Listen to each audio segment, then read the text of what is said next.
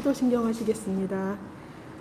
전능하사 천지를 만드신 하나님 아버지를 내가 믿사오며 그 외아들 우리 주 예수 그리스도를 믿사오니 이는 성령으로 잉태하사 동정녀 마리에게 나시고 본들들에게 고난을 받으사 십자가에 못 박혀 죽으시고 사흘 만에 죽은 자 가운데서 다시 살아나시며 하늘에 오르사 전능하신 하나님 우편에 앉아 계시다가 저로서 산자와 죽은 자를 심판하러 오시리라. 성령 믿사오며 거룩한 공예와 성도가 서로 교통하는 것과 죄를 사하여 주시는 것과 몸이 다시 사는 것과 영원히 사는 것을 믿사옵나이다. 아멘. 네, 말씀은 갈라디아서 5장 갈라디아서 5장 16절하고 22, 23절 보겠습니다.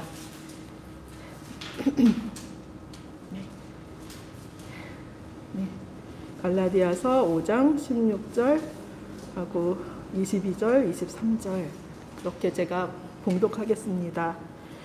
내가 이르노니 너희는 성령을 따라 행하라. 그리하면 육체의 욕심을 이루지 아니하리라.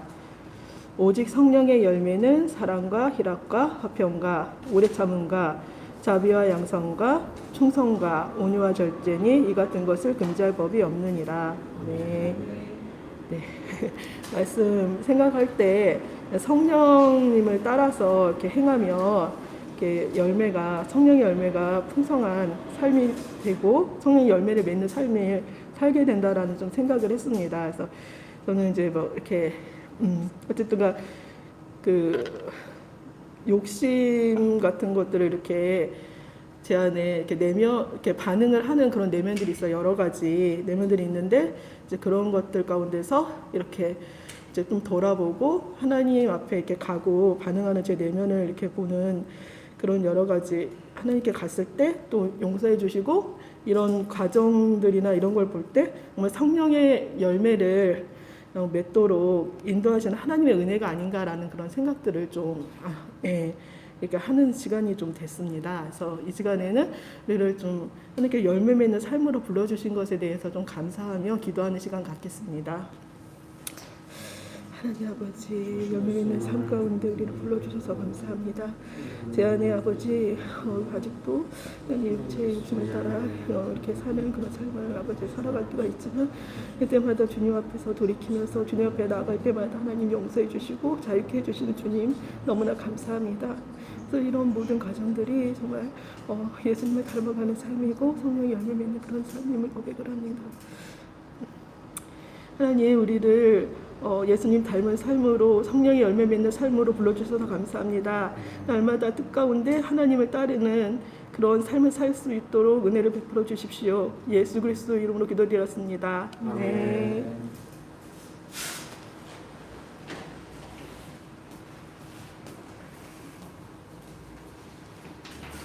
네, 찬송가 182장입니다. 182장입니다. 강물같이 흐르는 기쁨 성령 강림함이라.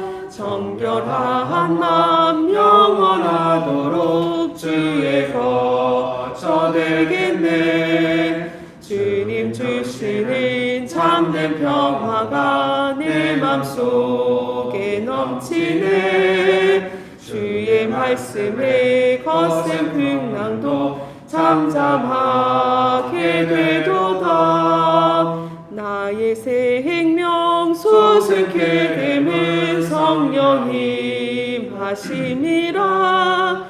모든 의심 슬픔 사라져 주의 평강 넘치네. 주님 주시는 참된 평화가 내 맘속에 넘치네. 주의 말씀에 거센 풍랑도 잠잠하게 되도다.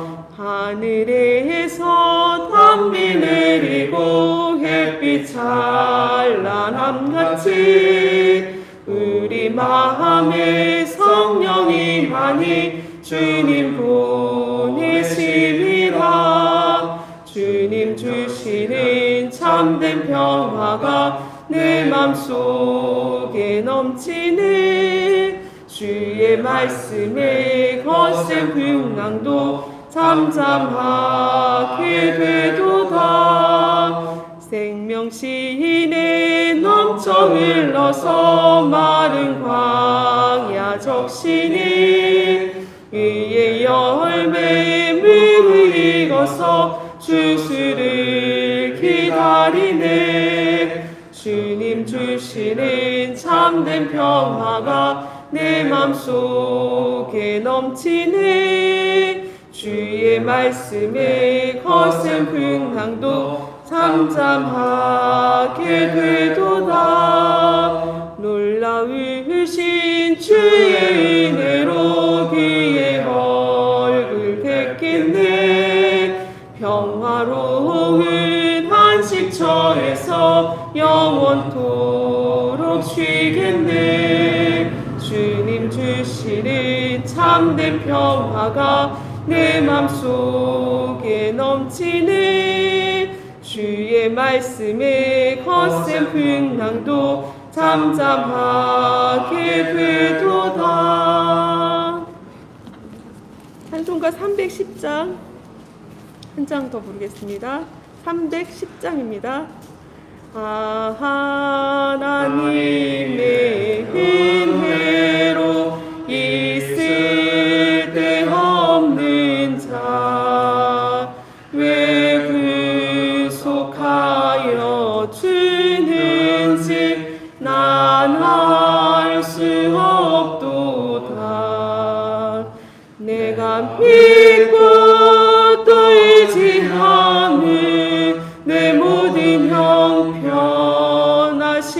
주님 늘 보호해 주실 것을 나는 확실히 아네.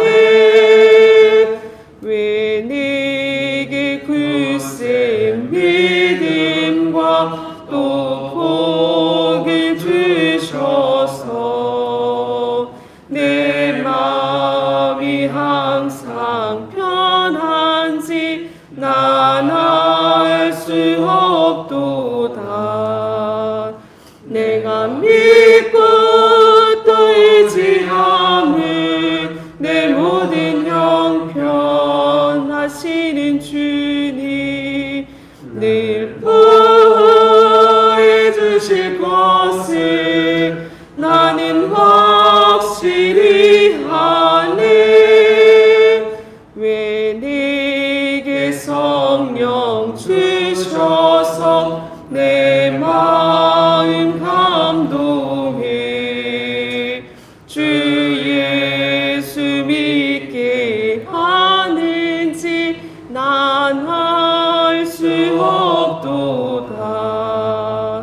내가 믿고 또 의지하는 내 모든 형편하시는 주님 늘 보호해 주실 것을 나는 확실히 아네.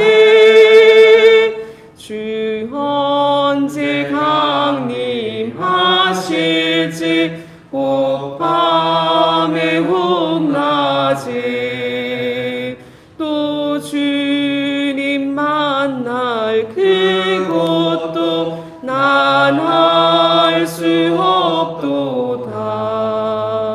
내가 믿고 또 의지하는 내 모든 형편하시는 주님 늘 보호해 주실 것을 나는 확실히 아네.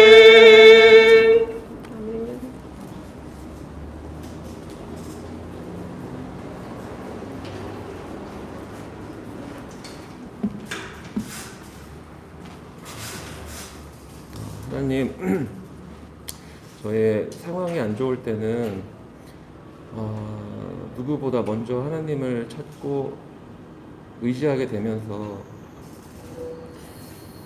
저희가 상황이 좋을 때는, 좋거나 아무 일이 없다고 생각할 때는 하나님보다는 저희 마음에 기대어서 행동하고 그 행동으로 남을 판단하고 미움과 시기가 쌓여서 저희가 감당하지도 못할 시련을 저 자신이 만들어내는 것을 고백합니다. 하나님, 그 시련을 이겨내는 강건함도 있지만 상황과 저의 어떠함에 흔들리지 않는 강건함을 저희가 가지도록 도와주세요. 하나님만을 간절히 의지하겠습니다. 예수님의 이름으로 기도드렸습니다. 아멘.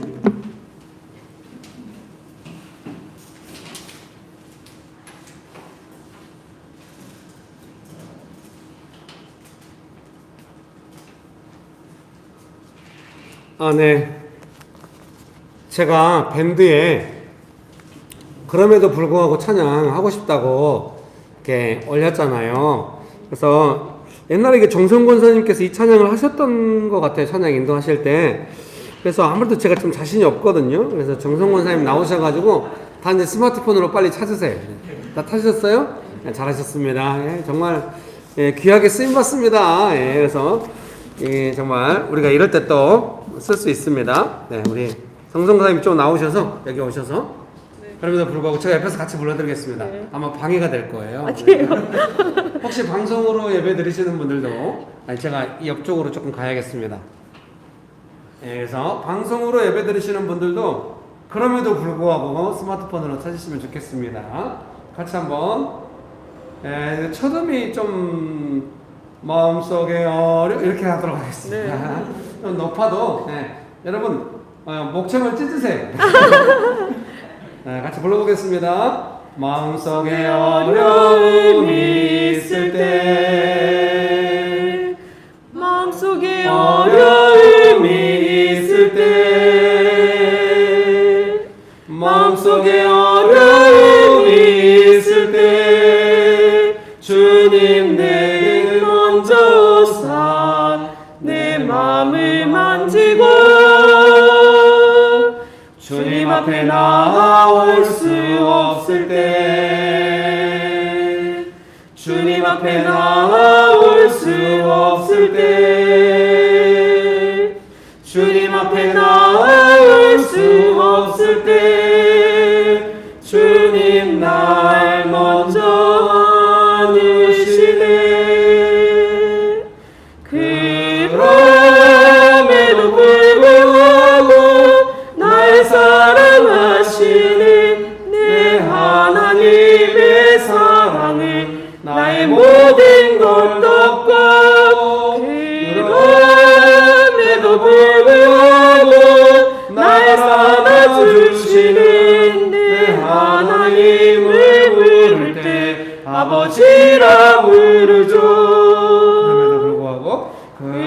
그럼에도 불구하고 날 사랑하시는 내 하나님의 사랑은 나의 모든 걸 덮고 그럼에도 불구하고 날 안아주시는 내 하나님을 부를 때 아버지라 부르죠. 아멘. 감사합니다. 부를 때 너무 좋았는데요. 이렇게 앞만 보고 부르시니까 좀 그런 것 같아요. 아주 여러분 쑥스러운 시간이 돌아왔어요. 그래서 이제 서로 조금 일어나가지고 서로 둥그렇게 보시면서 손을 딱 내미시고 다 일어나셔가지고 손을 딱 내밀면서 특별히 이제 수능을 앞에 두고 있는 두 친구를 향해서 하나님의 사랑이 너희를 지킬 거야 이렇게 하면서 서로 쑥스러우면 얼른 눈을 돌려서 딴 사람 쳐다보면 돼요. 그럼에도 불구하고 날 사랑하시는 내 하나님의 사랑은 나의 모든 걸 덮고 그럼에도 불구하고 날 안아주시는 하나님을 부를 때 아버지라 부르죠. 이번에 인칭을 바꿔서 그럼에도 불구하고 너를 사랑하시는 이제 두 친구한테 우리가 불러줍시다. 얘들아 참아야 돼. 사랑을 받으려면 인내가 필요하다. 그럼에도 그럼에도 불구하고 널 사랑하시는 내 하나님의 사랑은 너의 모든 걸 돕고 그럼에도 불구하고 널 하시는 내 하나님을 부를 때 아버지라 부르죠. 네, 옆에 분들 찾아가셔서 하나님은 당신의 아버지가 되십니다.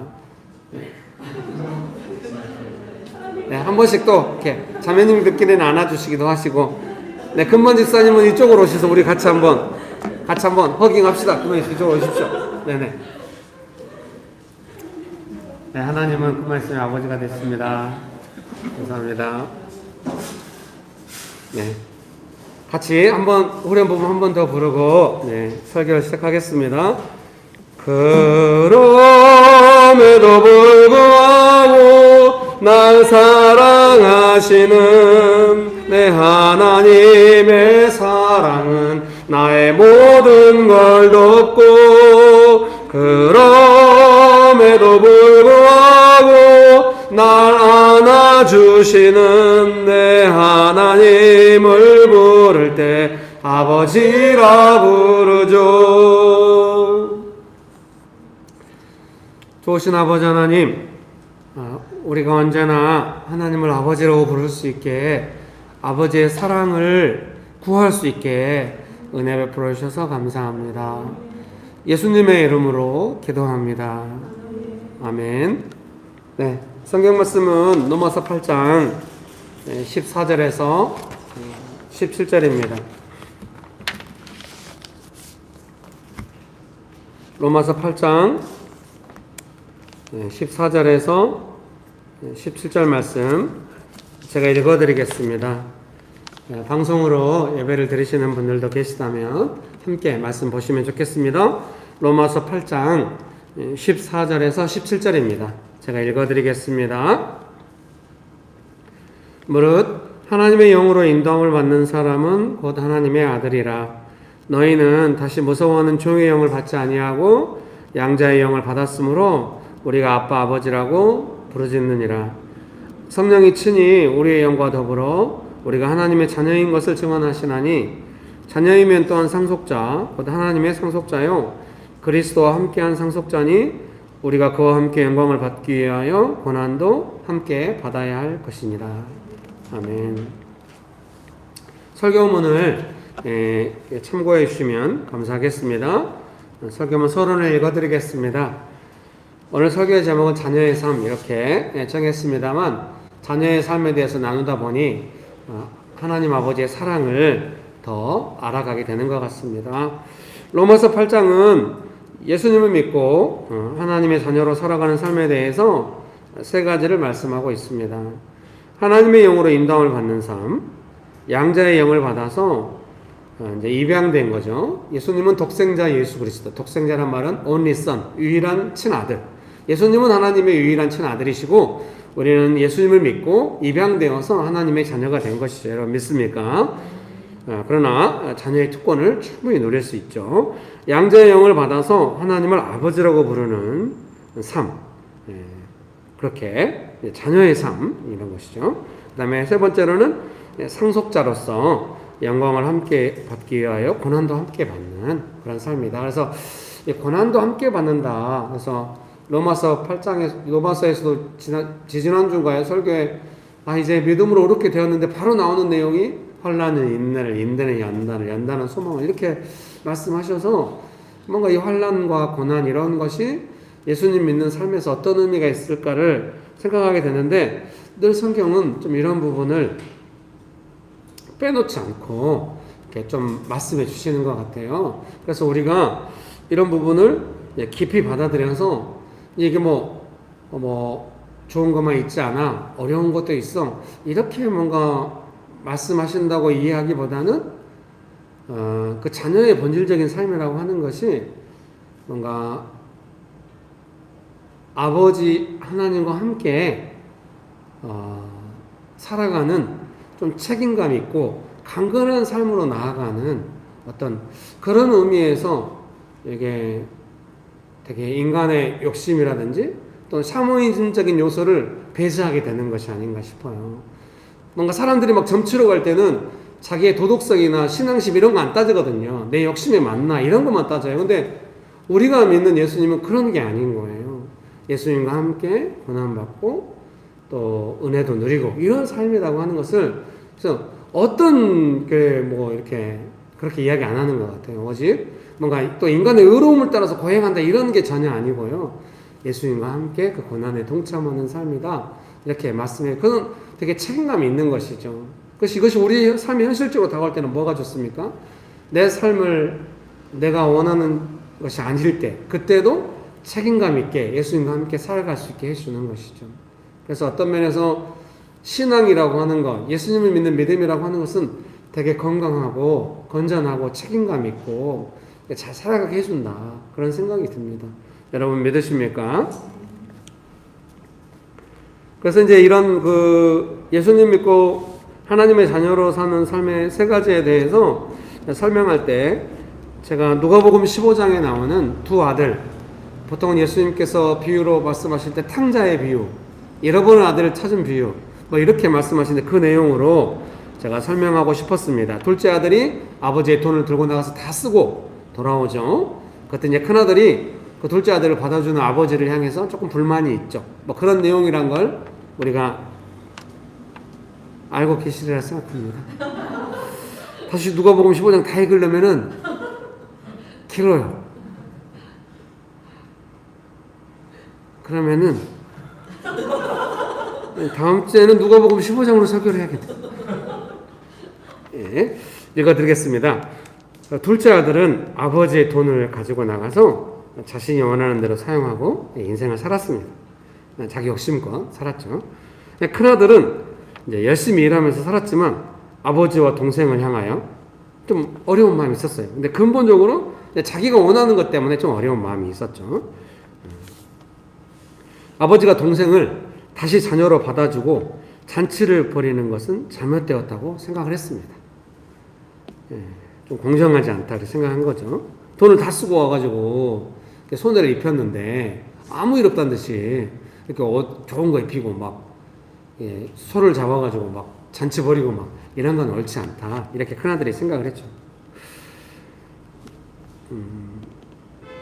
동생이 돈을 다 쓰고 돌아온 것도 잘못한 일이라고 생각을 하였습니다. 왜냐하면 사실은 송아지가 아닌 염소로도 잔치를 벌인 적이 없기 때문입니다.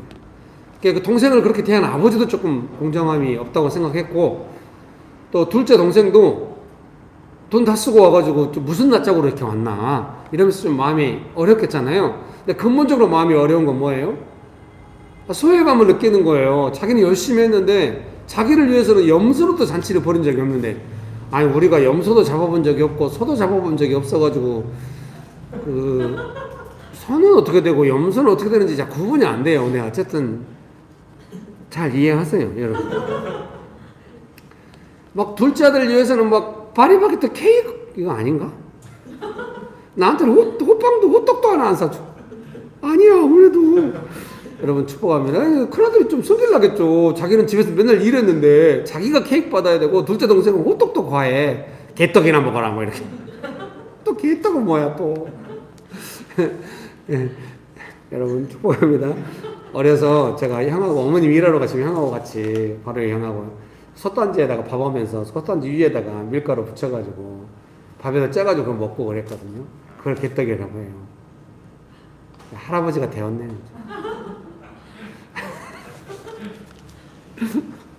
우리 고등학생 두 명이 눈을 봐야 뭔 이야기 하는 거야? 어떻게? 여러분 축복합니다. 그래서 형이 이제 큰 아들이 좀 이렇게 마음이 상한 거죠. 네. 두 번째 단락 읽어드리겠습니다. 언뜻 동생도 이해가 되고 형도 이해가 됩니다. 어려서 철이 없을 때 자신 마음대로 욕심대로 살고 싶을 수 있고 실수할 수도 있다는 생각이 듭니다. 제가 조금 좀 더 관대한 목사가 됐으면 얼마나 좋을까. 지금도 후회가 돼요. 근데 처음에 권사님 오신 지 얼마 안 됐을 때 그런 질문이 있는 거예요. 아이들이 몸에다가 타투를 한다고 그걸 어떻게 하냐고. 제가 이제 그래서 이런 일은 처음이라 잘못 당황해가지고 막 다 뒤져본 거예요. 성경적 근거는 뭔가 바보 왜 그렇게 했을까? 그거를 뭐 성경적 근거로 그렇게 하기 전에 요즘 아이들이 원하는 부분이 있다. 이걸 좀 넓은 마음으로 해가지고 물론 그런다고 해서 온 교인이 타투하고 모이면 좀 제가 괴로울 것 같긴 해요. 이걸 어떻게 이해되는데 그거 할 수 있지. 얘가 어려서 그거 뭐 근데 그게 교회 나오고 예수님 믿고 은혜보다 더 우선돼가지고 그것 때문에 교회를 떠나게 하고 그러면 안 되지. 그거를 먼저 생각했어야지. 그것 때문에 이제 교회 안 나온다고 생각지는 않지만 제 마음 안에 좀 고민을 하게 됐지만 좀 더 넓은 마음이 필요하다. 이게 제 마음의 우선순위를 생각하는 거예요. 그게 뭐 성경적으로 맞냐 그러냐 이전에 이 아이를 어떻게 은혜 안에서 돌볼 것인가. 그것이 좀 더 아버지의 뜻이 아니겠냐. 저는 이제 이런 생각을 좀 더 하게 됐고, 목회자로서 중요한 판단을 하게 되면 항상 거기에 우선순위를 두고 판단하고 생각하리라. 그런 생각을 하게 됩니다. 여러분도 좀 그 사고의 우선순위를 할 때, 아버지께서는 영혼을 사랑하시고 그 영혼을 위해서 생명을 바치셨다. 독생자 예수 그리스도를 하나밖에 없는 아들을 보내셨다. 이거를 우리가 항상 기억해야 하겠습니다. 여러분 믿으십니까? 이제 우선순위, 우선순위가 이게 세상사가 우선순위를 먼저 결정 안 해도 될 만큼 딱 부러지게 옳고 그르고 이렇게 되면 좋지만 그렇지 않아요. 다 옳고 그르고를 떠나서 우선순위가 더 중요할 때가 있는 것이죠. 그럴 때는 우리가 판단이 애매할 때는 아버지의 뜻을 따라서 사고의 우선순위를 정하면 좋겠죠. 그 아버지의 뜻은 잃어버린 영혼을 다시 찾는 것이 아버지의 뜻이다 라고 하는 것이 우리 사고의 중요한 기준이 되어야 하지 않을까 그런 생각이 듭니다. 이제 그런 관점으로 할 때에도 충분히 사랑 안에서 점점 막 이렇게 해갈 수 있다는 생각이 들어요. 자녀를 기르면서 더 많이 생각하게 되는 것 같아요. 제가 어렸을 때는 자녀들에게 이거 아니면 저거 맞고 틀리고 막 이렇게 가르쳤던 것 같아요. 근데 나이가 들수록 셋째는 그렇게 기르게 되는 거죠. 그렇게 기르는 게 아니라 사랑을 주다 보면은 그 사랑 안에서 그 일에 대해서 적절한 결정을 함께 해갈 수 있다. 이렇게 생각을 합니다. 목회도 그렇게 되는 것 같아요. 명신교회가 어떤 교회인가? 이것은 명신교회 방향에 맞아 안 맞아? 막 이렇게 목회를 했어요. 죄송합니다. 지금은 어떠냐? 명신교회가 예수님께서 피로 값주고 사신 교회니까 예수님의 사랑 안에서 해가다 보면 우선순위가 결정되어 가고 잘 정리되어 갈 수 있다. 이렇게 생각하면서 하려고 해요. 아시겠지만 잘 안 되죠. 경계해야 될 건 뭐겠어요? 옳고 그름으로 맞고 틀리도록 조급하게 결정하려고 하는 거예요. 아무리 옳은 말이어도 영원히 상할 수가 있는 것이죠. 그걸 더 중요하게 생각하기로 하는 것이죠. 그래서 제 관심은 뭐겠습니까? 제 고민은 맞고 그러고 이전에 영원히 상했는가? 영원히 더 잘 되는가? 이제 이런 부분이에요. 여러분 제 말을 다 신뢰하지 마세요. 말은 이렇게 그럴듯하게 하지만 또 이게 항상 제 습관이 있잖아요. 말이 먼저 나가고 좀 따라가는 측면. 제가 비교적 좀 진실해서 따라가려고 하지만 말대로 다 하지는 못해요. 나중에 주님 앞에 가서 혼날 때 이런 걸 많이 혼날 것 같아요. 죄송합니다. 여러분 웃고 외면하지 마시고 좀 불쌍히 여겨주세요. 좀 도와주세요 여러분. 그러나 이 방향이 맞다는 걸 알기 때문에 저도 계속 배워가고 우리도 함께 배워가면 좋겠습니다. 읽어드리겠습니다. 형도 두 번째 단락의 두 번째 둘입니다. 또한 형도 충분히 이해가 됩니다. 수고가 많았기 때문에 정당한 대우를 받아야 하고 실수한 동생을 조건 없이 받아들일 것이 아니라 동생이 자기가 종으로 하겠다고 했잖아요. 동생의 말대로 종으로 좀 받았다가 다시는 그런 실수 안 할 듯만 할 때 이제 자녀로 이렇게 회복시켜 주는 것도 이제 있을 수 있겠죠. 그것이 보다 공정한 일이라고 생각할 수 있습니다. 근데 문제는 그런 생각들이 아버지의 뜻이 아니라는 것입니다. 자녀는 자신의 뜻대로 사는 삶이 아니라 하나님 아버지의 뜻대로 살아가는 사람입니다. 나의 뜻보다 아버지의 뜻을 중요하게 생각하는 삶입니다. 여러분, 이게 답답해요? 아니, 첫째도 이해되고 둘째도 이해된다면서 결론은 아버지의 뜻대로 살고 이게 조금 답답해요? 예, 그래도 분위기가 좀 덜 답답하게 느끼신 것 같네요. 되게 여러분 순종적이신가 봐요. 여러분, 예, 순종적이시라고 해서 결코 손해보지 않을 것입니다. 자기 삶을 평강하게 지켜갈 수 있습니다. 여러분 축복합니다. 그래서 이렇게 설명해 드리고 싶습니다. 먼저 뜻이 있잖아요. 첫째 아들은 공정한 것이 첫째 아들의 뜻이에요. 예, 둘째 아들이 잘못했으니까 잘못에 대한 대가를 치러야 한다라거나, 둘째 아들에게 대가도 치르지 않고 무조건 잘해주는 아버지는 좀 문제가 있다고 생각하거나, 또 하나는 그럼 자기는 뭔가 수고했는데 자기를 향해서는 아무것도 안 하다가 둘째 아들이 잘못했는데 손을 잡아서 이렇게 하는 게 맞나, 이런 것이 이제 큰 아들의 뜻이에요. 예, 둘째 아들의 뜻은 우리가 다 할 수 있어요. 돈 흥청망청 쓰고 싶다. 이게 둘째 아들의 뜻이. 이게 둘째 아들의 뜻이에요. 본인도 자기 뜻이 부끄러울 거예요. 돈 다 떨어지고 나서는. 이게 둘째 아들의 뜻입니다. 둘째 아들의 뜻에 대해서 우리가 다 동의해요. 얘가 철이 없구만. 이제 앞으로 정신 차려야 할 텐데. 근데 이제 큰 아들의 뜻은 조금 복잡해요. 이걸 어떻게 이해해야 되나. 예, 근데 이제 아버지의 뜻은 뭐냐면요. 예, 자녀를 사랑하는 거예요. 이제 둘째 아들을 찾았다. 이게 이제 좋은 거고, 큰 아들한테는 이제 너와 함께 있어서 나는 좋다. 뭐 이런 것이 이제, 예, 아버지의 뜻은 자녀들에게 있어요. 예, 큰 아들은 공정함에 있고, 둘째 아들은 돈에 있고. 예, 성경문 2번 읽어드릴게요. 아버지의 뜻. 둘째 아들을 잃어버렸다가 찾은 것을 기뻐하여 잔치를 벌이는 것이 아버지의 뜻입니다. 첫째 아들과 항상 함께 계시면서 아버지의 모든 것을 큰 아들에게 주시는 것이 아버지의 뜻입니다. 여러분 축복합니다. 예, 제가 세밀한 설명이 안 나오는 거 보니까 여러분이 따뜻함으로 받아들이는가 봐요. 왜 그래? 이러면 질문 있으면 제가 그 질문을 말 안 해도 거기에 대한 답변을 막 세밀하게 설명을 할 텐데, 예, 어때요? 둘째 아들을 잃어버렸다가 찾아서 잔치 벌이는 거 괜찮아요? 이게 문제야. 의심이 없잖아. 괜찮다잖아. 아, 죄송합니다. 이건 문제 아니에요. 아주 좋은 겁니다. 여러분 축복합니다. 왜요? 제가 볼 때 2부 예배를 드리는 분들이 뭐 여러분 다 인격이 다르신데 분위기가 이런 게 조금 특이하긴 해요.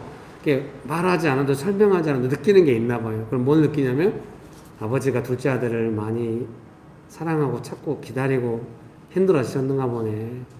그러니까 뭐 옛날 일은 다 잊어버리고 둘째 아들 오는 것 자체로 너무 기뻐하시네. 이런 걸 그냥 본능적으로 느끼시나 봐요. 그게 세상에 나가서 혹시 여러분 그렇게 살면 좀 손해본다고 느껴서 늘 좀 자책감이 있어요, 여러분?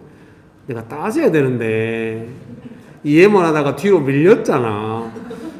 이런 자책감 결코 아버지께서 다 계산하고 계십니다.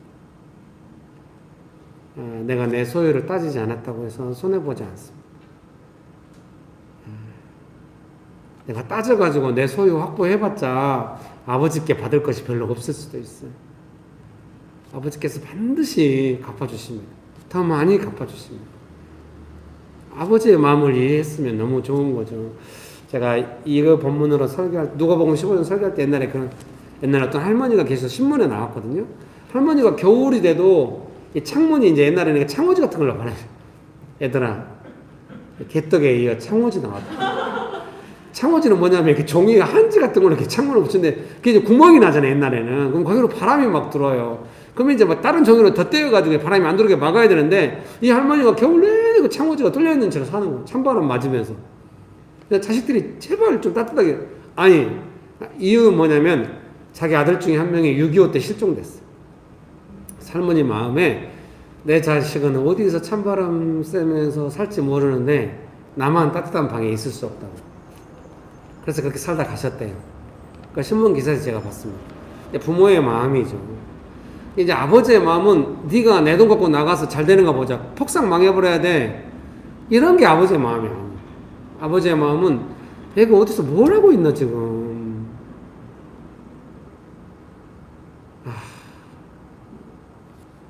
아버지의 눈에는 보이는 것들이 있는 거지. 얘가 나가가지고 지금 분명히 속임을 당할 거고 진짜 어려움 겪을 텐데 얘가 어디 있나. 소문이 들려올 때 돼지가 먹는 걸 먹고 있다고, 이런 이야기를 아버지가 들을 수가 있는 거죠.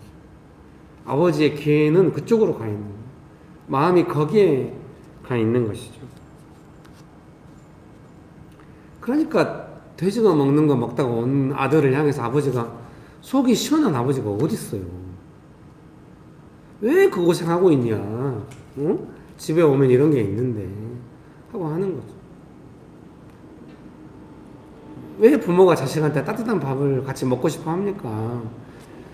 자식이 부모의 마음을 이해하지 못하고 막 추운 데로 돌아다니고 있는 것 같으니까.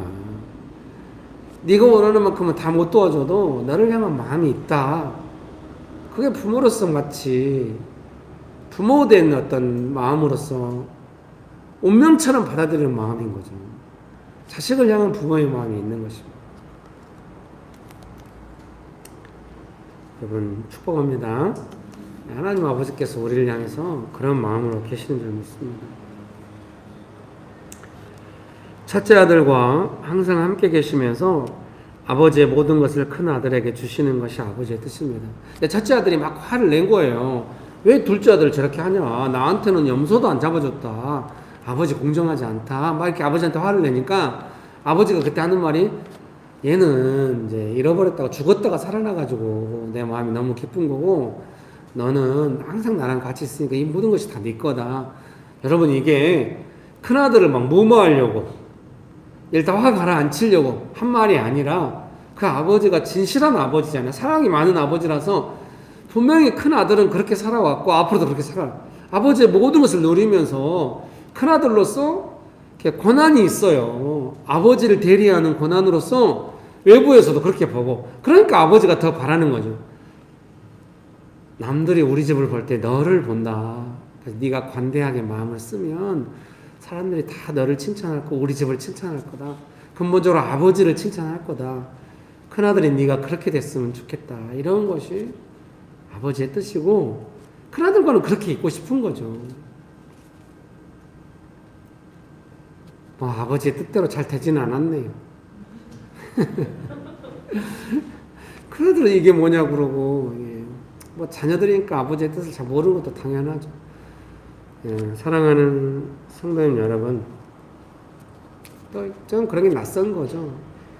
아버지와 함께 있으면서 모든 좋은 것을 함께하고 권한이 있었고 이랬는데 갑자기 아버지가 공정하지 않는 것 같다 이렇게 하면은 그동안에 함께 해왔던 것들이 좀 의미가 없어지는 그런 것도 있지 않겠습니까?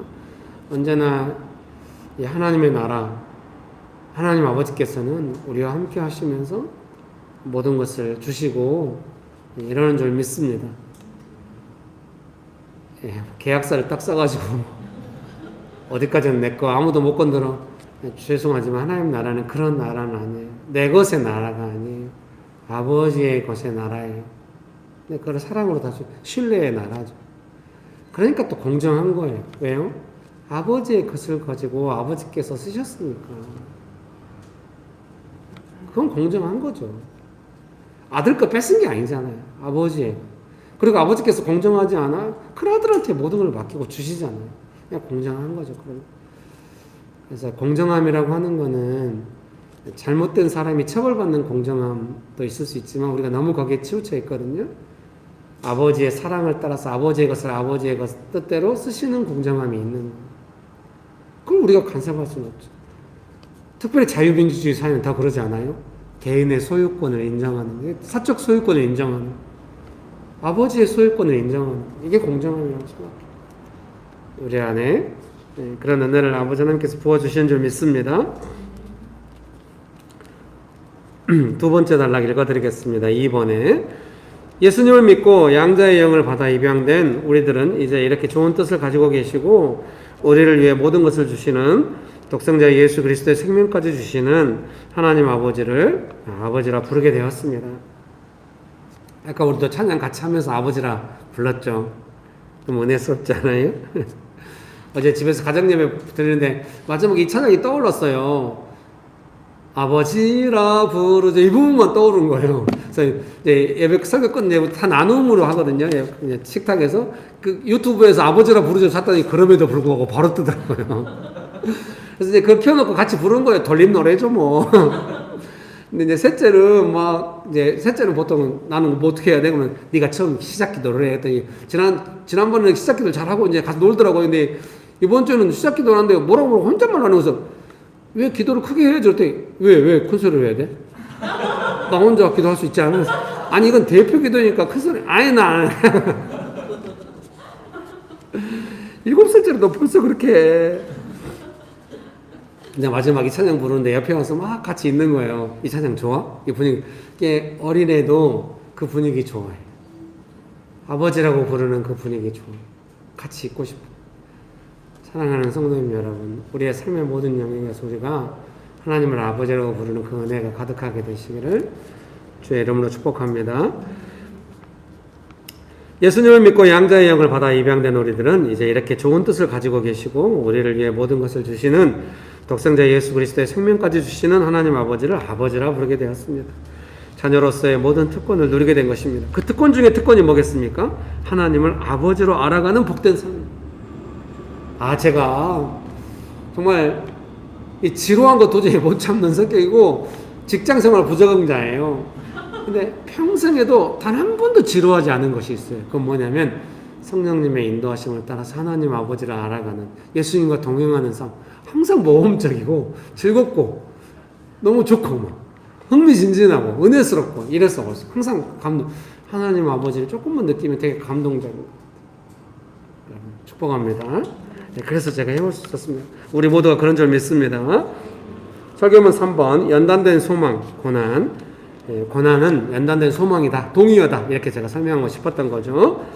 여러분 연단된 소망을 원하시면 침착하게 삶을 소망 가운데 이끌어가기 원하시면 그것이 고난으로부터 고난과 동의어라는 걸 기억하십시오. 그래서 고난이 올 때 연단된 소망을 갖게 되겠구나 그런 생각하실 수 있게 될 겁니다. 성령님께서 도와주실 것입니다. 사람이 그렇게 생각을 바뀐다기보다는 성령님의 역사가 있는 것 같습니다. 이미 로마서를 통해서 보았듯이 우리가 겪는 환난은 인내는 연단은 소망을 줍니다. 삶 속에서 겪는 고난을 통하여 우리는 더욱 하나님께 집중하게 인내하게 됩니다. 어려울 때 집중을 통하여 우리는 어려움 중에서도 우리를 돌보시는 아버지의 사랑을 알아가게 됩니다. 어려움을 잊어버릴 정도의 사랑이면 좋은데 어려움을 함께 겪는 사랑입니다. 여러분 축복합니다. 우리 권사님이 언젠가 한번 딱 그런 말씀 하시는 거예요. 유나한테 내용은 잘 기억 안 나요. 유나 때문에 엄마가 살 수 있다고 이렇게 말한다고 이렇게.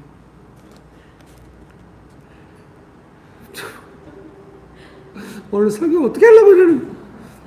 이제 그때 그런 생각이 드는 거예요. 함께 겪어가는 딸이지만 동역자 같은 느낌이 있나 보구나 그런 생각이 들었어요. 좀 부럽기도 한 것 같습니다. 저도 제 자식을 기를 때 함께 겪어간다는 것이 무엇인지를 알려주고 싶었어요. 네, 딸이 20대가 되니까 조금 그걸 느껴요. 제가 교회 청소 항상 즐겁게 한다고 뻥치지만 우리 가족들이 쓰는 그 문자 거기 있거든요. 이제 그 문자가 약간 이렇게 단톡방 같이 올리면은 제가 거기다 금요일날 이거 청소하기 싫어라 이렇게. 네, 항상 즐겁고 이렇게 했는데 아내랑 함께 하니까 즐거웠던 것 같아요. 근데 셋째가 금요일마다 무슨 일이 생겨가지고 못 와요. 아내가 오겠다고 했는데 제가 그거 너무 바쁜 것도 좀 미안하잖아요. 안 와도 된다고 했더니 이제 아내는 제가 오는 걸 힘들어 걱정하나 이렇게 해서 이제 말도 못하고 그랬는데 이거 청소하기 싫어라 했더니 우리 딸이 최고예요 이걸 딱 하나 찍은 거예요. 제가 밑에 희라가 최고예요 고마워 했더니 방긋 웃는 걸 또 하나 찍은 거예요. 제가 속으로 바쁘다는 뜻이구나. 이제 아무 말 하지 않았지만 제 느낌은 뭐냐면 딸이 20대가 되니까 아빠가 그럴 수 있지 이렇게 아빠를 이해하고 있다는 느낌이 들었어요. 함께 겪는다고 하는 건 뭐냐면은 그 엄마의 마음을 조금 이해하고 아빠의 마음을 조금 이해하고 이런 부분이 있는 그 일을 겪는 사람의 마음을 조금 이해하는 예수님의 마음을 조금 이해하는 안 어렵고 이해하면 좋은데 예수님이 십자가 고난 당하셨기 때문에 우리 삶에 어려움이 오면은 원래 예수님 안 믿어도 어차피 인생은 고난스러운데 예수님 믿으면 그 고난이 올 때 예수님의 마음을 조금 이해하면서 함께 겪어서 갈 수 있는 삶. 되게 좋더라고요. 권사님의 마음을 이해할 수 있었어요. 딸이 내 마음을 조금 이해하는구나. 부부가 이해는 좀 다르더라고요. 되게 위로가 되더라고요. 인생의 어떤 참된 의미가 거기에 있지 않나 그런 생각이 들 정도로 자식이 조금 이해해 주는구나. 더할 나위 없는 위로를 받죠. 부모가 완전하지 않잖아요. 부족함이 있거든요. 근데 자식들이 장성해 가면서 그런 부모의 우리 아버지가 세상에 청소하기 싫대? 이렇게 안 하고 아빠도 그럴 수 있지. 힘내셨으면 좋겠다. 거기다 대고 장문의 문자를 보내가지고 저를 위로하면 제가 화나겠죠. 내 딸이 멀리서 피하듯이 하면서 이렇게 그런 아빠의 마음을 좀 긍휼히 여기는. 딸이 이제 어제 밤에 왔다고 오늘 아침 일찍 갔는데 훨씬 자유롭게 집에 있는 것 같더라고요. 예, 성인이 돼서 부모와 자식이 어떤 관계를 맺어가야 하는지를 지금 배우고 있는 중입니다. 여러분 축복합니다. 네. 그 속에서 우리는 진심으로 아버지의 사랑을 알아가게 됩니다. 그리고 다른 사람을 사랑하게 됩니다. 그렇죠. 이제 우리가 하나님 아버지의 마음을 조금 이해하면은 다른 사람의 마음도 조금 이해할 수 있잖아요. 그 상황에서 그렇게 연단되어 아버지 하나님과 함께 영원히 살아갈 소망을 갖게 됩니다. 그래서 우리가 결론이 뭐겠어요? 야, 하나님 아버지하고는 영원히 살아갈 만한 의미가 있겠네. 이렇게 이 땅에서 조금 살아도 이렇게 좋을 때 하나님 나라에 가서 영원히 살면 얼마나 좋겠나. 이런 거를 이제 알아가게 되는 것이죠. 여러분 믿습니까? 예수님 믿고 하나님의 자녀가 되었다. 성령님의 인도하심을 받는다고 하는 것은 그 좋으신 아버지와 함께 모든 일 속에서 이렇게 겪어가면서 알아가고 감동을 받고 이렇게 사는 게 맞겠구나. 이렇게 점점 해가는 삶이 아닌가. 그런 소망이죠. 그런 은혜를 받게 됩니다. 결론을 읽어드리겠습니다. 성경이 말씀하시는 예수님을 믿고 하나님의 자녀로 살아가는 모습들이 아마도 우리 삶 속에 있을 것입니다. 여러분 이미 이런 내용들이 있을 거예요. 인도함 받는 삶이라든지 고난이 올 때 하나님 아버지와 동행하면서 예수님과 함께 그런 시간을 보낸다든지 아버지의 사랑을 많이 받는다든지 이런 게 있을 겁니다. 그런 삶이야말로 인생의 본질적인 모습이라는 생각이 듭니다. 다른 것에 신경 써서 인생의 본 모습을 놓치지 말아야 하겠습니다. 이런 삶이 있다는 것이 되게 조금 위대하고 좋은 거고 가장 붙잡아야 할 거라는 걸 말씀드립니다. 이미 있다고 한다면 점점 풍성해지고 반드시 붙잡으십시오. 점점 삶이 좋아질 것입니다. 여러분 믿습니까? 다른 것이 내 인생을 좋게 하는 것 같아도 그거 아닙니다. 우선순위는 자녀로 살아가는 하나님 아버지의 사랑을 많이 받아가는 삶이 내 인생을 가장 좋게 해줍니다. 인생의 결론이 뭡니까? 내 능력이나 내가 가지는 것, 내 능력의 부족함, 내가 없는 것, 그것이 인생을 내 결정하는 게 아니라 하나님 아버지의 사랑이 나의 인생을 결정할 겁니다. 여러분 믿습니까? 잘 살아가고 있다고 여러분 스스로를 위로하시면서 하나님 아버지의 자녀로 우리 함께 살아갑시다. 예수님께서 베푸시는 은혜 안에서 소망을 가지고 하나님의 자녀로 지금부터 영원토록 하나님 나라에 가서 하나님과 함께 살 때까지 영원히 그런 은혜를 자녀로서의 특권을 누리면서 살아가시기를 주의 이름으로 축복합니다. 네, 아까 했던 찬양을 한 번 더 후렴 부분만 불러보고 기도하고 싶습니다. 그럼에도 불구하고 날 사랑하시는 내 하나님의 사랑은 나의 모든 걸 덮고 그럼에도 불구하고 날 안아주시는 내 하나님을 부를 때 아버지라 부르죠. 그럼에도 불구하고 날 사랑하시는 내 하나님의 사랑은 나의 모든 걸 덮고 그럼에도 불구하고 날 알아주시는 내 하나님을 부를 때 아버지라 부르죠. 이 시간에 기도하실 때 하나님 아버지 감사합니다. 아버지의 사랑을 알아가는 삶으로 축복하여 주셔서 감사합니다. 자, 끝까지 하나님 아버지의 사랑 안에 있기 원합니다. 여러분 기도하시겠습니까? 기도합시다.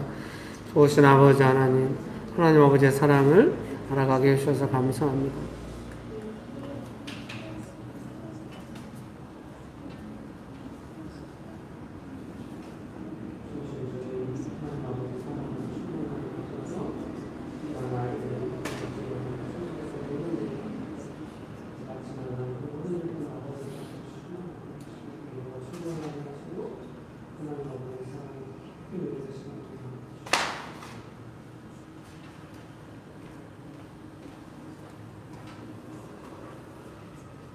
그럼에도 불구하고 날 사랑하시는 내 하나님의 사랑은 나의 모든 걸 덮고, 그럼에도 불구하고 날 알아주시는 내 하나님을 부를 때 아버지라 부르죠.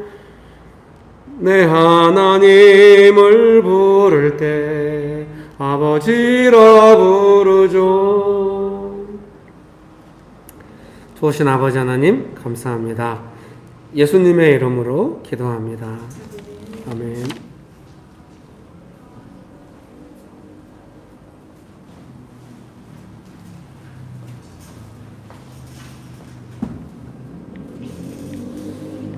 하나님 감사합니다.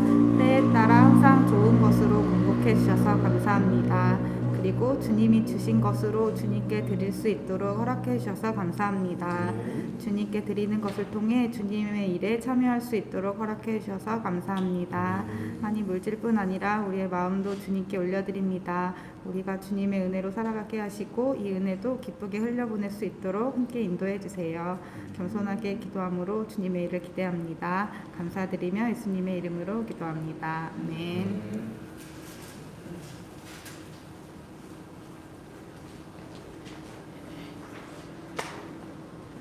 광고하겠습니다. 묵상 모임이 캠퍼스별로 있는데요. 그래서 저희 상하이 캠퍼스는 수요일 날 7시 반에 있습니다. 그리고 돌아오는 주일 예배는 10시 반에 한 번만 예배 드릴 예정이고요. 네, 그래서 추수감사일 예배와 나눔을 준비하고 있는데요. 이렇게 함께 참여해 주시고 기도해 주시면 좋겠습니다. 그래서 추수감사절 때 그거는 광고는 정성 권사님께서 해주시겠습니다.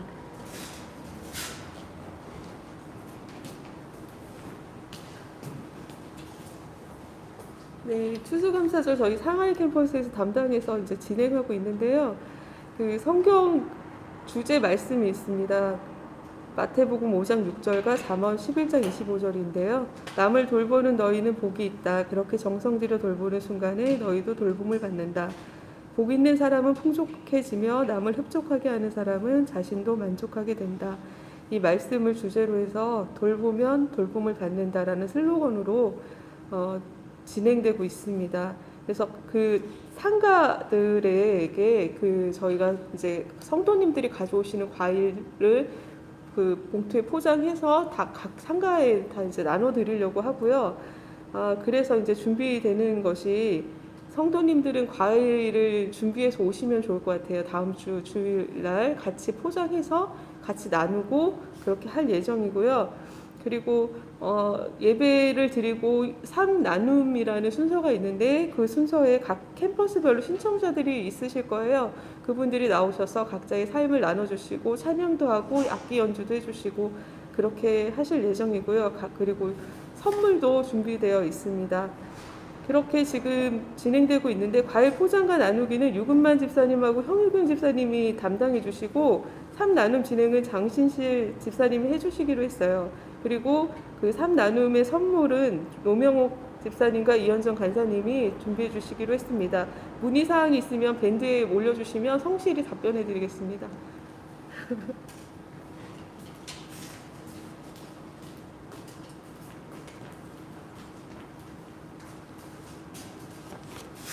네.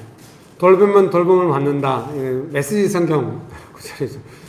개혁개정 찾았는데 없는데요. 네. 네. 메시지 성경 구절이 번역이 되게 아름다울 때가 있잖아요. 네. 특별히 이 구절은 번역이 아름다운 것 같습니다. 돌보면 돌봄을 받는다. 우리 옆에 분들에게 한 번씩 할까요? 앞뒤로. 돌보면 돌봄을 받습니다. 네. 기도하고 예배를 마치도록 하겠습니다. 지금은 우리 주 예수 그리스도의 은혜와 아버지 하나님의 크신 사랑과 성령님의 교통하심이 하나님 아버지께서 주시는 사랑을 충만히 받아서 자녀로 살아가기를 결정하는 명신교회 사랑하는 성도님들의 삶 위에, 명신교회 위에, 조국교회의 온 열방 위에 지금부터 영원토록 함께 하시기를 간절히 축원합니다. 아멘.